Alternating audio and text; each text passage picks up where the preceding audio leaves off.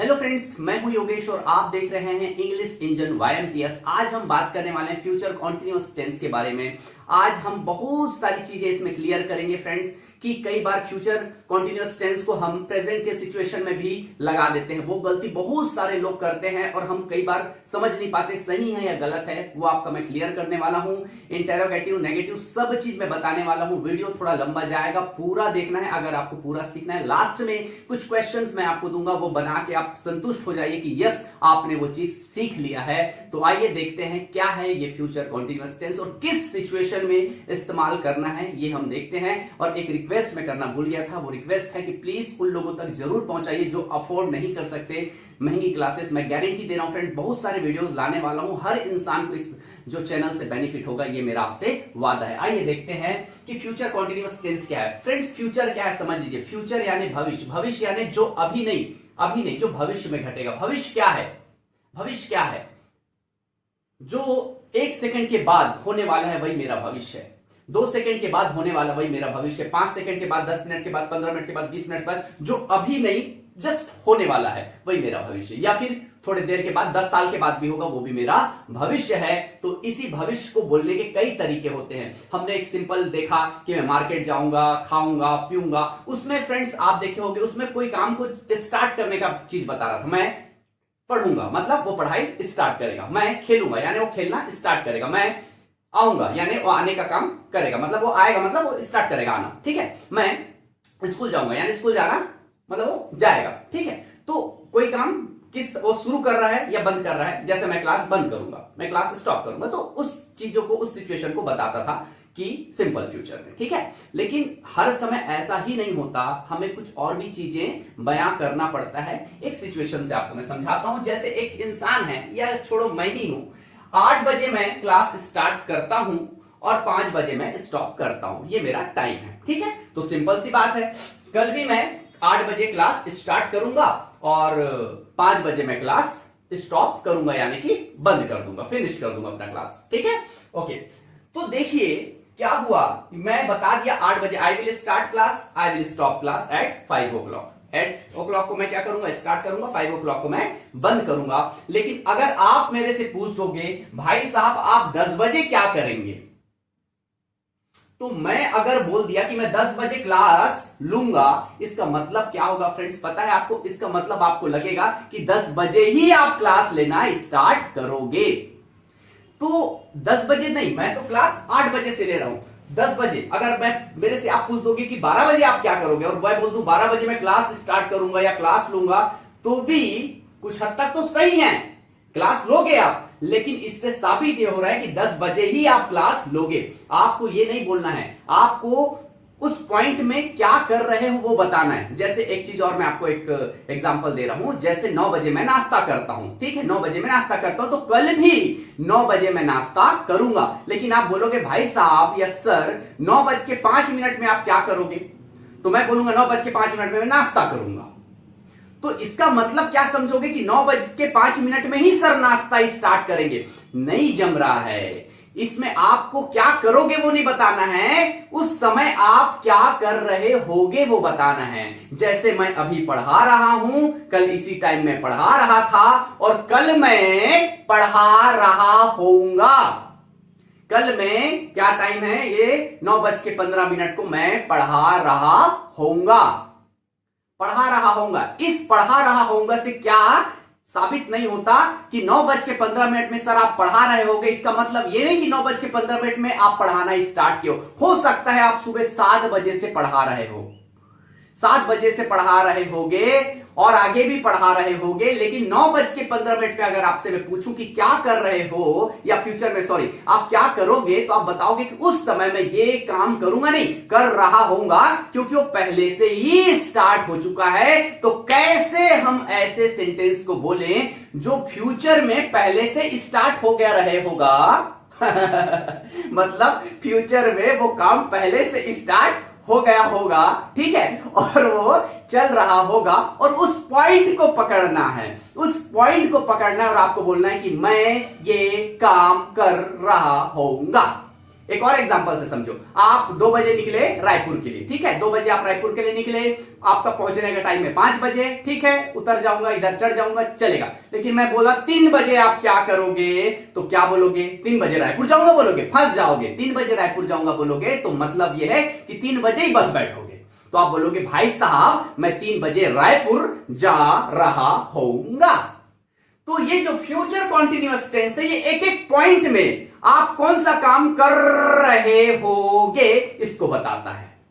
तो अब ऐसा मत बोलना कि मैं 8 बजे रायपुर जाऊंगा, 10 बजे रायपुर जाऊंगा, वो कब, जब आप 10 बजे ही निकलोगे तब बोलना। लेकिन आप जब रास्ते में होगे, बीच रास्ते में होगे, तो कुछ काम जो पहले से स्टार्ट हो चुका है, जो चल रहा है ना, उसको फ्यूचर में अपन कैसे इमेजिन करेंगे। जैसे कल मैं इतने ही समय आपको पढ़ा रहा होऊंगा, पढ़ाऊंगा नहीं बोलूंगा, पढ़ा रहा होऊंगा, क्योंकि वो क्लास तो पहले से चालू हो चुका है। आइए देखिए समझते हैं। तो आई will start class, I will stop class, लेकिन मैं क्या बोल रहा हूं कि 10 बजे मैं पढ़ा रहा होऊंगा, 12 बजे मैं पढ़ा रहा होऊंगा, 2 बजे मैं पढ़ा रहा होऊंगा। इमेजिन भी कर रहा हूं कि हाँ भाई मेरे हिसाब से तो ऐसा होगा, 4 बजे मैं पढ़ा रहा होऊंगा, कल हम इतने ही समय हम शादी अटेंड कर रहे होंगे, शादी अटेंड करेंगे ऐसा थोड़ी बोलेंगे, शादी अटेंड कर रहे होंगे, हो सकता है पहले से हम शादी के अंदर घुस गए हो, है ना। हम इस समय की बात करें, पर्टिकुलर एक टाइम के बारे में बात करें, और तो एक खासियत समझ आ गई, हर एक पॉइंट में आप क्या कर रहे होगे उसके बारे में फ्यूचर कॉन्टिन्यूअस टेंस बताता है। और दूसरा बताता है कि 8 से लेके 5 बजे तक आप क्या कर रहे होगे, ये भी आप बोल सकते हो। इसको बोलने का तरीका क्या है फ्रेंड्स, आइए हम देखते हैं। सबसे पहले आपको डालना है नाम, उसके बाद बीच में हेल्पिंग वर्ब रहेगा, गेम चेंजर में बोलता हूं तो विल भी रहेगा, और यहां पे वर्ब में आईएनजी, वर्ब में आईएनजी यानी गो का गोइंग, प्ले का प्लेइंग, ईट का ईटिंग, सीट का सिटिंग, बाकी आप कर लीजिए, ठीक है। तो आपको क्या बोलना है कि मैं क्लास ले रहा होऊंगा, है ना। तो उसको इंग्लिश में कैसे बोलते हैं, आइए मैं आपको कुछ एग्जांपल से समझाता हूं। आइए सेंटेंस देखते हैं। आई विल बी टीचिंग, मैं पढ़ा रहा होऊंगा, हम फ्यूचर की बात कर रहे हैं, अभी नहीं ना, फ्यूचर में एट 10 o'clock, यानी कि अभी जो भी बजा है, आप 10 बजेगा 2-4 घंटे के बाद, तो मैं क्या कर रहा हूंगा, I will be teaching at 10 o'clock, ठीक है। अच्छा, मैं अगर यहां पे 12 के बारे में बोलूं, 12 बजे आप क्या करोगे भाई, तो बोलोगे आई will be teaching eight 12 o'clock, I will be teaching eight 2 o'clock, I will be teaching eight 4 o'clock, यानी 4 बजे आप पढ़ा रहे होगे। पढ़ाओगे नहीं बोलोगे, क्यों नहीं बोलोगे, आपको पता चल गया, क्योंकि 4 बजे बोलोगे मैं पढ़ाऊंगा, इसका मतलब है कि 4 बजे ही आप स्टार्ट करोगे, है ना। हम इस टेंस के थ्रू हम कोई भी पॉइंट, कोई भी समय के बारे में हम बता सकते हैं कि कौन सा काम चल रहा होगा। हो सकता है पहले से स्टार्ट हो गया है, कोई प्रॉब्लम नहीं है, लेकिन उस समय वो काम चल रहा होगा, उसके बारे में हम बता रहे हैं। आइए देखते हैं। She will be going to Raipur tomorrow, मतलब यह लड़की यानी कि वह रायपुर जा रही होगी कल।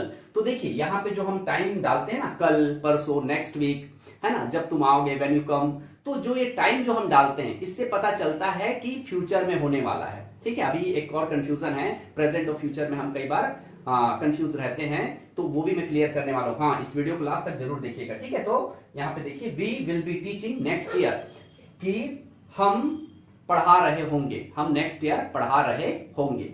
अब ये कैसा सिचुएशन है कि आपका वैकेंसी जो भी निकला था, आपका जॉब अब लग गया। अब जॉब लगने के बाद अब आसपास वाले तो जानते हो, पूछते हैं भैया आप कब पढ़ाओगे, कब पढ़ाओगे, तो उसको हम बोल दिए कि ज्यादा से ज्यादा, है ना, हो सकता है 1 महीने के बाद जॉब लग जाए, 2 महीने के बाद लग जाए, 6 महीने के बाद लग जाए, उसका टेंशन नहीं है। आप उसको बोलते देख भाई नेक्स्ट ईयर हम पढ़ा रहे होंगे। जॉब आपका वैकेंसी मतलब आपका पोस्ट कब मिलेगा, आपको हो सकता है कल ही मिल जाए, लेकिन हम डायरेक्ट बोलते नेक्स्ट ईयर। अब छोड़ तू दुनियादारी क्वेश्चन मत कर, हम तेरे को बता रहे नेक्स्ट ईयर हम पढ़ा रहे होंगे, we will be teaching next year. आ रहा है समझ। तो एक पॉइंट के बारे में आपने बता दिया, हो सकता है पहले से स्टार्ट, जैसे कल मैं 11 बजे बुक पढ़ रहा होऊंगा, ठीक है। हो सकता है मैं 9 बजे से स्टार्ट कर दूं, तो स्टॉप वाला टेंशन ही नहीं, मैं 11 बजे के बारे में बता रहा हूं कि कोई काम ऐसा रहेगा जो चल रहा होगा। तो 11 बजे आई विल बी स्टडिंग या I will be reading book at 11 o'clock, ठीक है। तो ये बड़ा इजी है। इसका नेगेटिव इंटेरोगेटिव देखते हैं। इसके साथ एक जो कंफ्यूजन है कि फ्यूचर और प्रेजेंट को हम लोग आइडेंटिफाई नहीं कर पाते, कहां पे ये रहा होगा ना, प्रेजेंट में भी होता है, फ्यूचर में होता है, उसको पूरा देखिएगा, लास्ट तक छोड़ के नहीं जाना है। मैं स्टडी नहीं कर रहा होऊंगा, कल मैं स्टडी नहीं कर रहा होऊंगा, हमेशा करता हूं बट कल मैं स्टडी नहीं कर रहा होऊंगा, तो क्या होगा, I will not be studying tomorrow, या फिर आई वॉन्ट बी, ठीक है, ध्यान सुनिए, I want be studying tomorrow. कई बार गलती होता है, वॉन्ट भी बोल देते हैं, नॉट भी लगा देते हैं। वॉन्ट, विल और नॉट बनाए हैं एक दूसरे के साथ, ठीक है। चलिए, वह रायपुर नहीं जा रही होगी, अगले हफ्ते वो रायपुर नहीं जा रही, हर हफ्ते जाती है ना, लेकिन नेक्स्ट वीक वो नहीं जा रही होगी। थोड़ा बोलने में भी अजीब लगता है ना, ठीक है। तो शी विल नॉट, ध्यान से सुनिएगा, she will not be going to Raipur next week, या फिर she won't be going to Raipur next week, ठीक है। इसका इंटरोगेटिव और नेगेटिव इंटरोगेटिव देख लीजिए। She will be going to Raipur tomorrow, वह कल रायपुर जा रही होगी। तो इसी का अगर इंटरोगेटिव बनाना है तो हमेशा याद रखिए हेल्पिंग वर्ब बाहर आएगा। हेल्पिंग वर्ब जो गेम चेंजर है, विल बी, है ना, तो विल बी पूरा बाहर नहीं आएगा। हमेशा याद रखिए जब भी ऐसे टुकड़े में दो चीज आपको दिखे, आपके हिसाब से समझा रहा हूं, जो समझ आएगा, तो हमेशा एक को बाहर लाना, ठीक है। तो ये विल आ जाएगा, शी ऑटोमेटिक अंदर चले जाएगा, ये एज इट इज रहेंगे, ठीक है। तो क्या होगा, क्या वह कल रायपुर जा रही होगी, ऐसे ही होता है ना, क्वेश्चन करते हैं, कंफर्म करते हैं, क्या वह कल रायपुर जा रही होगी, क्या तुम पढ़ रहे होगे, क्या तुम ऐसा कर रहे होगे। तो एक सेंटेंस बताता हूं, बाकी आप शी को यू बनाओ, ही बनाओ, दे बनाओ, आपकी मर्जी, ठीक है। क्योंकि अब एडवांस होते जा रहा है धीरे धीरे, तो आपको तो ज्यादा एग्जांपल देने की जरूरत नहीं है। तो will she be going to Raipur tomorrow, क्या वह कल रायपुर जा रही होगी। अच्छा, हम ऐसा भी पूछते, क्या वह रायपुर नहीं जा रही होगी। अगर ऐसा भी आपके समय लाइफ में ऐसा सिचुएशन आ जाए कि ऐसा भी बोलना पड़े, तो वो भी बोल सकते हो। देखिए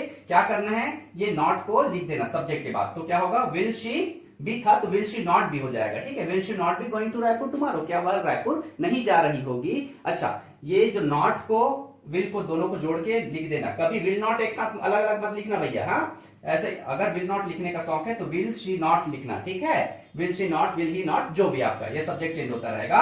लेकिन अगर आपको दोनों को मिलाना है तो वॉन्ट करना पड़ेगा। तो won't she be going to Raipur tomorrow, क्या वह रायपुर नहीं जा रही होगी, क्या तुम नहीं पढ़ रहे होगे। Want you be studying tomorrow, मतलब कल तुम नहीं पढ़ रहे होगे। आइए मैं आपको एक सबसे बड़ा कंफ्यूजन क्लियर कर देता हूं, जो बहुत सारे वीडियोस में क्लियर नहीं होता, क्योंकि वहां पे पढ़ाया जाता है रहा होगा का मतलब है फ्यूचर। ये बिल्कुल गलत है। होगा मतलब फ्यूचर नहीं होता फ्रेंड्स, वो प्रेजेंट भी हो सकता है। कैसे, आइए मैं आपको दिखाता हूं। कई बार हम कंफ्यूज हो जाते हैं। देखिए, कुछ वीडियोस में देख रहा था कि कैसे पढ़ाया गया है, तो वहां पे बताया गया कि पापा रायपुर जा रहे होंगे, पापा will be going to Raipur, मम्मी सो रही होगी, मम्मी विल बी स्लीपिंग, भाई आ रहा होगा, ब्रदर विल बी कमिंग। अच्छा, एक बात बताइए, आपको मैं ऐसा बोलूंगा कि मेरे पापा सो रहे होंगे, तो आपको क्या लग रहा है, ये प्रेजेंट के बारे में बता रहा हूं कि फ्यूचर के बारे में बता रहा हूं। आपको लग रहा है ना मैं अभी के बारे में बता रहा हूं। हाँ, मैं अभी के बारे में बता रहा हूं। मेरे पापा अभी सो रहे होंगे, मेरी बहन अभी नाश्ता कर रही होगी, मेरी मम्मी खाना बना रही होगी। तो ये रही होगी से कैसे पता चलेगा कि फ्यूचर है कि प्रेजेंट। हम दोनों समय के लिए यूज करते हैं। ये रही होगी एक तरह से हम इमेजिन करते हैं, या फ्यूचर के लिए हो या प्रेजेंट के लिए हो। हाँ, तो आप ये जो विल बी जो फॉर्मूला है फ्यूचर कॉन्टिन्यूअस टेंस, वो तभी लगाना जब वो फ्यूचर के लिए है। रही होगी से नहीं चलेगा काम। जो हिंदी हम लोग देखते हैं ना, हिंदी से हम लोग सीखते हैं रही होगी, चुकी होगी, चुका होगा, खाई होगी, खाया होगा। तो यहीं पे प्रॉब्लम फंस जाता है हमारा, कि हम लोग वो देखो पढ़ाने वाले भी गलत पढ़ाते हैं। जहां पे रही होगी आएगा वहीं पे विल भी आएगा, और आप बेचारे लिख देते हैं। यहीं पे गलती है। ऐसा नहीं, जहां फ्यूचर है, जहां कोई काम प्रोग्रेसिव मैनर में चल रहा है, वहीं पे होगा विल बी। ऐसा होता है, ठीक है।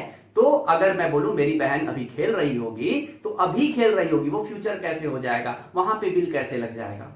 तो देखो दो सेंटेंस है, मेरी बहन खेल रही होगी, मेरी सिस्टर, भाई मेरी बहन खेल रही होगी, ठीक है। कहीं बहन कहीं सिस्टर चलेगा, ठीक है। तो my sister will be playing, लेकिन जब तक अगर मैं इंडिकेशन ना दूं कि वो फ्यूचर है, तब तक वो सेंटेंस बनेगा नहीं। तो मैं यहां पे लिखा मेरी बहन कल खेल रही होगी, मेरी बहन आधा घंटे के बाद खेल रही होगी, मेरी बहन तब खेल रही होगी जब तुम आओगे, मेरी बहन क्लास के बाद खेल रही होगी, मेरी बहन नाश्ते के बाद खेल रही होगी, मेरी बहन 3 महीने के बाद खेल रही होगी, मेरी बहन नेक्स्ट वीक खेल रही होगी। यानी कि आपको बताना है डायरेक्टली कल परसों लिख के, या तो सेंटेंस में ही पता चलना चाहिए कि आप फ्यूचर के बारे में बात कर रहे हो, then you can use will be. नहीं तो आपका बात वो प्रेजेंट में रह जाएगा। क्या कि मेरी बहन अभी खेल रही होगी, तो उसके लिए फिर may be, might be, would be, must be, वो अकॉर्डिंग टू सिचुएशन लगता है। इसके लिए अलग वीडियो में बनाऊंगा। लेकिन याद रखना, रही होगी का मतलब फ्यूचर नहीं होता जब तक हम ना बताएं कि वो आने वाला कल है। यानी कि आप ये वीडियो मेरे अपलोड करने के बाद आप ये वीडियो देख रहे होगे, ये हो गया फ्यूचर। ठीक है, और मैं वीडियो अपलोड करने के बाद सोचूंगा हाँ मेरे बच्चे वीडियो देख रहे होंगे, तो ये हो गया आपका प्रेजेंट। इमेजिनेशन कर रहा हूं मैं, मेरे बच्चे मेरा वीडियो देख रहे होंगे यानी अभी देख रहे होंगे, लेकिन अभी मैं बोलूंगा कि मेरे अपलोड करने के बाद मेरे बच्चे मेरा वीडियो देख रहे होंगे, यानी कि फ्यूचर। आपको समझना है कि कौन से समय के बारे में बात कर रहे हो, कौन से समय के बारे में आप बात कर रहे हो। रहे होंगे का मतलब फ्यूचर नहीं होता, वो पता चलना चाहिए कि फ्यूचर है। इस वीडियो को उन सब लोगों तक पहुंचाइए जिनको इस वीडियो की जरूरत है। जरूरत वैसे सबको है, लेकिन खास उनको जो महंगी क्लासेस अफोर्ड नहीं कर सकते। हर टाइप का वीडियो मैं लाने वाला हूं फ्रेंड्स, 1 by 1। आप बिल्कुल रेडी रहिए, आपका सपोर्ट ऐसा ही मिलता रहा तो बहुत अच्छा होगा। Thank you so much, all the best.